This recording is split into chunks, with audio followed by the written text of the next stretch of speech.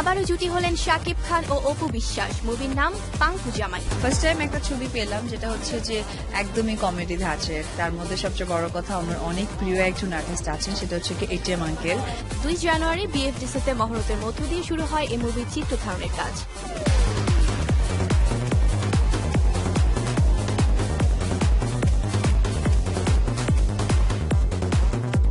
যে সেটে আছি, ছবিটার নাম হচ্ছে পাঙ্কু জামাই। অসম্ভব মানে কি বলবো সম্মান, উনি আমাকে অসম্ভব আদর করেন। আর সবকিছু মিলে আমার কাছে মনে হচ্ছে যে ছবিটা অনেক ভালো। আর আমার ক্যারেক্টার তো আমি কখনোই বলবো না দর্শকদের সামনে, সেটা তো পর্দায় গিয়ে দেখতে হবে। বাট এতটুকু ইনফর্ম করতে পারি যে সত্যি এটা একটা পুরো দমে এটা হচ্ছে একটা কমেডি সিনেমা। মুভির নাম ভূমিকায় শাকিব আর তার স্ত্রী চরিত্রে অভিনয় করেছেন অপু। এছাড়াও একটি বিশেষ চরিত্রে থাকছেন এটিএম শামসুজ্জামান। প্রথম লটের কাজ শেষে মার্চের দিকে শুরু হবে গানের চিত্র ধারণ। মুভির পরিচালক মান্নান সরকার।